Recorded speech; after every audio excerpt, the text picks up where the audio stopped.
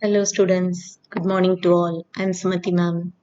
Today we are going to see about parturition and lactation. So we know that human pregnancy it lasts about 280 days or 40 weeks. That is the gestation or pregnancy period. So what is parturition means? Completion of pregnancy and giving birth to the baby or childbirth. Then nourishing the baby by milk production that is called as lactation. That is called as lactation. Okay. Now we'll see about first one, parturition. Parturition or childbirth. So parturition or lactation. What is parturition? We'll see first. It is the completion of pregnancy. So I'm giving birth to the baby. Okay. Childbirth is called as parturition. So human pregnancy lasts for 280 days or 40 weeks. That is a gestation period, or we call it as pregnancy period. So after that period, 40 weeks of development of the baby and the series of events that takes place, that expulsion of the baby or the infant from the uterus. Okay, it push outside, and that muscular event, it is collectively called as labor. We call it as labor pain. The series of events that expel the baby or infant from the uterus is called as labor. So throughout the pregnancy, from the starting first month to the ninth month, throughout the pregnancy, the uterine muscles it shows some muscular contraction. The uterine muscles it undergo periodic weak and strong contraction takes place, and these contractions are not labor, not labor pain. And these contractions are called as Braxter-Hicks contraction. Braxter-Hicks contraction because it leads to false labor. Throughout the pregnancy, the false labor pain will occur. And increase in the estrogen hormone concentration during the time of delivery, it promotes or increase uterine muscle contraction. It facilitates the downward movement of the fetus. So first the fetus head position, it downward, it just descend down, and then only expulsion takes place. And the estrogen hormone, it facilitates the downward movement of the fetus. Okay, and the descent of the fetus. The head of the fetus is descend down, and it causes dilation of the cervix. So dilation, expansion or enlargement of the cervix region of the uterus and vaginal canal or birth canal, and this takes place as a neurohumoral reflex. So nerves, endocrine action and neural reaction, and shows the dilation of the cervix and fetal ejection reflex. So fetus is ejected outside, and this is also called as Ferguson reflex. This is the labor pain. So parturition is nothing but the childbirth after the completion of pregnancy, that is about 280 days or 40 weeks, giving birth to the baby. And these series of events at the time of delivery is called as labor. But throughout the pregnancy period, the Braxter-Hicks or false labor will occur, and due to estrogen concentration increase, so uterine muscle contracts and facilitate the downward movement of the fetus. At the time of delivery, the descent of the fetus occur due to the dilation of the cervix of the uterus, and the fetal ejection reflex or Ferguson reflex will take place. Now, I said already estrogen. Another one, oxytocin. Oxytocin is called as childbirth hormone secreted by, what is it called? Neurohypophysis or posterior pituitary. Oxytocin is a hormone secreted by posterior pituitary gland, which brings about the powerful contraction of the uterine muscles. So the uterine muscles, it shows at the time of childbirth or parturition, powerful contraction and leads to expulsion of the baby through the birth canal. So vagina, and it forms cervix and vagina. It expelled through this vaginal canal or birth canal. The baby is expelled outside. And these sequence of events are called as parturition or childbirth. You can see onset of labor pain at the end of this 40 week of gestation or pregnancy, the uterine muscle contraction. So descent of the fetus, that means the head portion is descending down, and you can see flexion slightly. The head portion, just this pelvic region, the vaginal outbirth canal, it opens, okay, and the head portion is coming out. The internal rotation of the head takes place. You can see the rotation of the head in this position, and the extension of the head outside, and followed by external rotation of the head, and the baby is expelled out, and it is called as parturition or childbirth, and still it's connected with the umbilical cord of the mother. Here it is touched after the delivery. So uterus immediately after birth, it return to its original size. Okay, so secretion of oxytocin from the neurohypophysis is very important for the powerful contraction of the uterine muscles. So this oxytocin is also called as rapid birth hormone. Okay, what is parturition? Expulsion of the baby through the birth canal after 40 weeks of human pregnancy or gestation period. Now, what are the hormones involved in parturition? Relaxin is a hormone secreted by placenta and corpus luteum, and this hormone, it increase or promote childbirth or parturition by relaxing the pelvic joints. Okay, pelvic joints of the female just relax during the time of childbirth.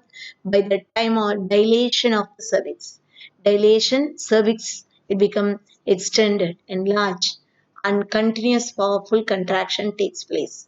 Okay, and what happened to the fetus is surrounded the first membrane called extra embryonic membrane called amnion. So amnion, it ruptured at the time of childbirth.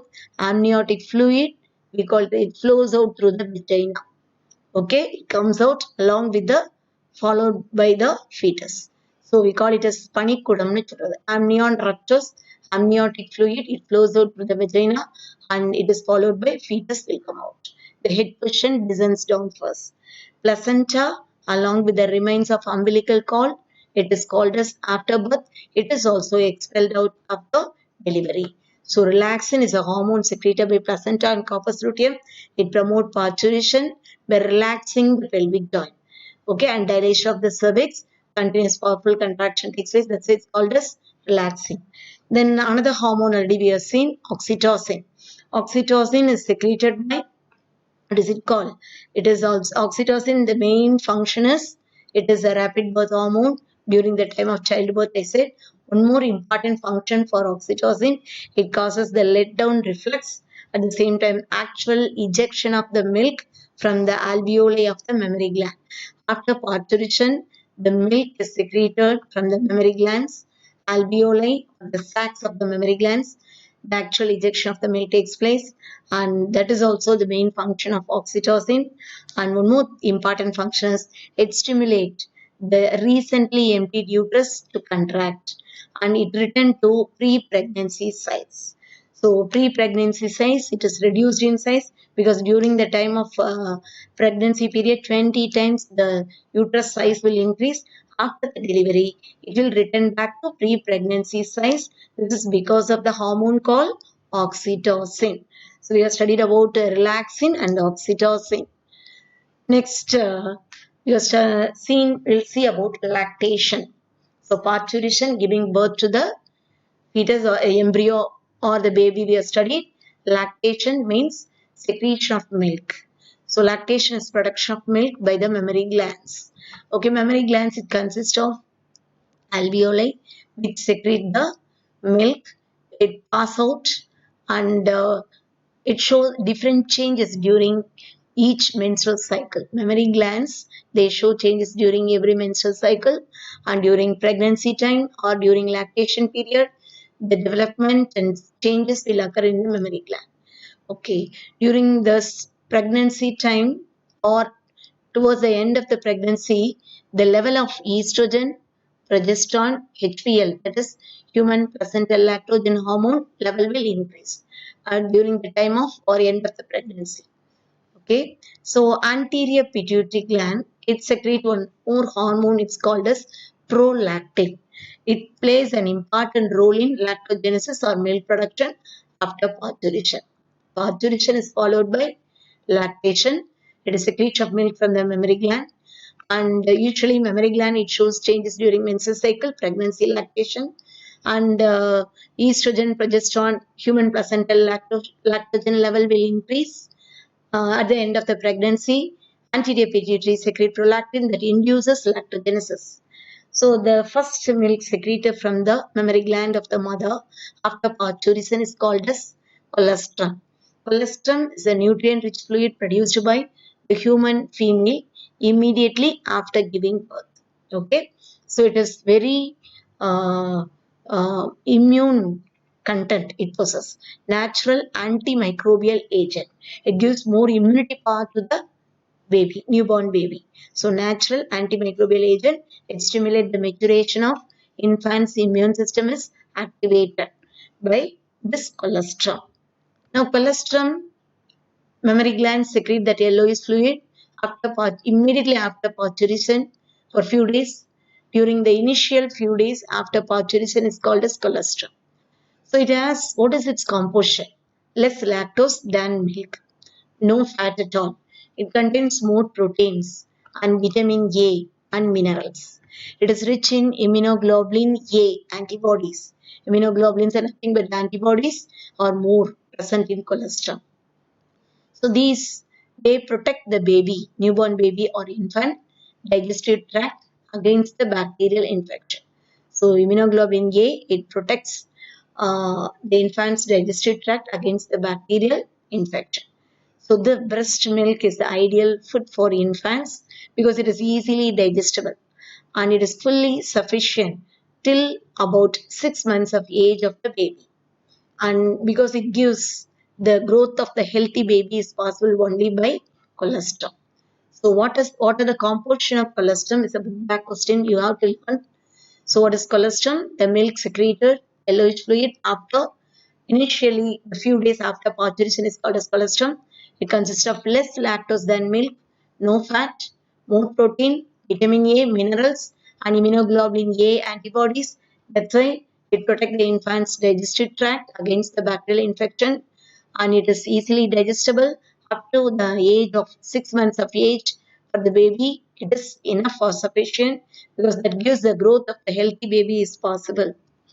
Now, the World Breastfeeding Week, WBW, it is organized by WHO or World Health Organization in the month, August month, first week to give the importance of the colostrum. World Breastfeeding Week, it was celebrated and organized by WHO or World Health Organization.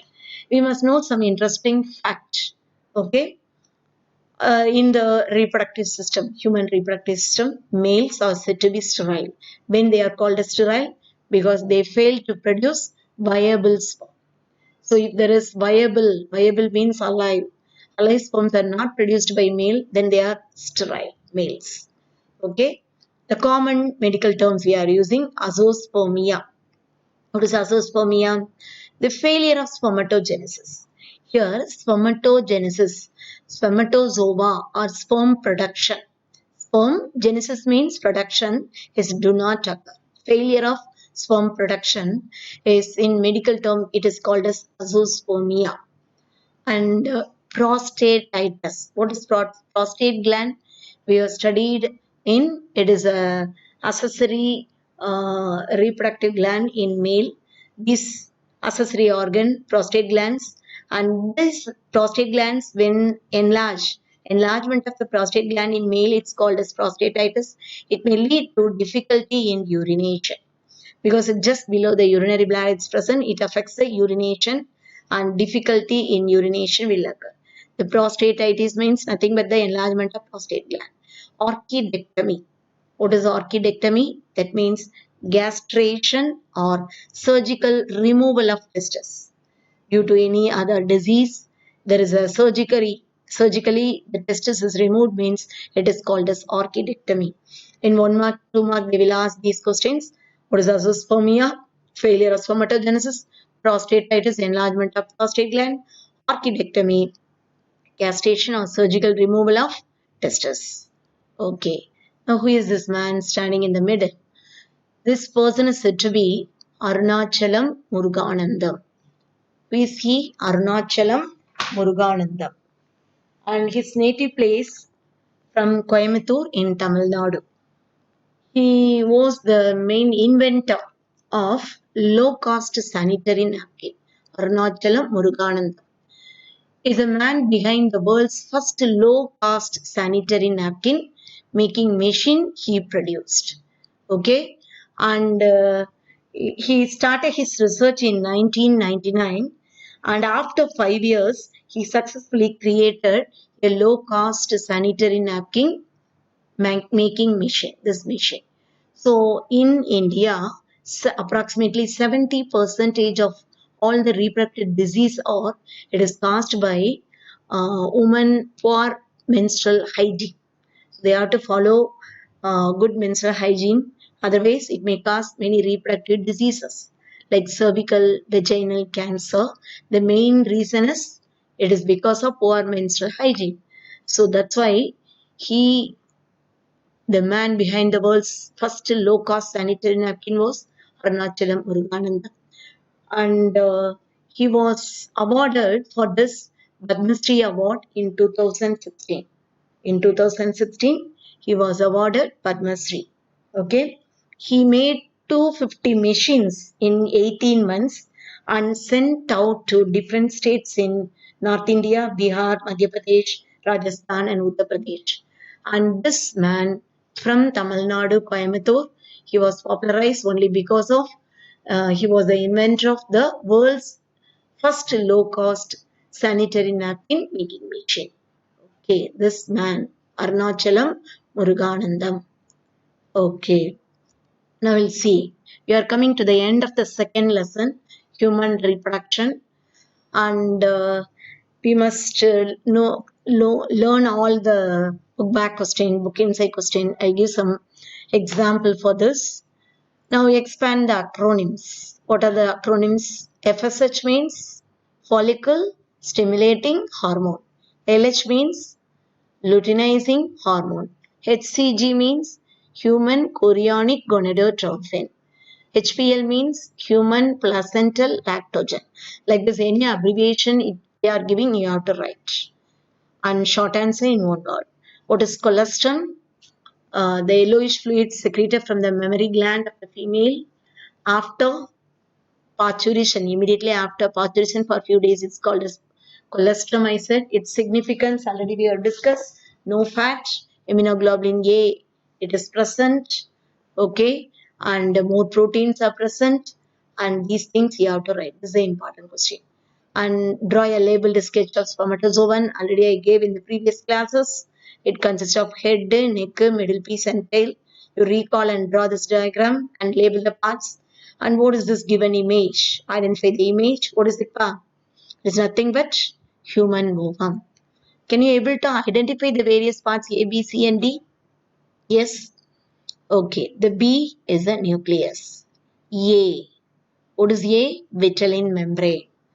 And this next to this you can see what is it called? Zona pellucida. The outer radiating cells are called as corona radiata. Okay. Inner membrane is said to be vitelline membrane. Outer membrane is said to be zona pellucida and corona radiata, and this is nucleus. And this is called ooplasm. We are studying.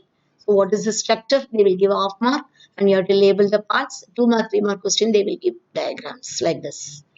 And can you identify this picture? What is this? The various follicle cells development during menstrual cycle. Okay, and the ovum, there is a primary follicle, secondary follicle, tertiary follicle, and E is said to be mature Graafian follicle. What is this F? Yes, ovulation. The release of ovum from the mature Graafian follicle is called as F. It is called as ovulation.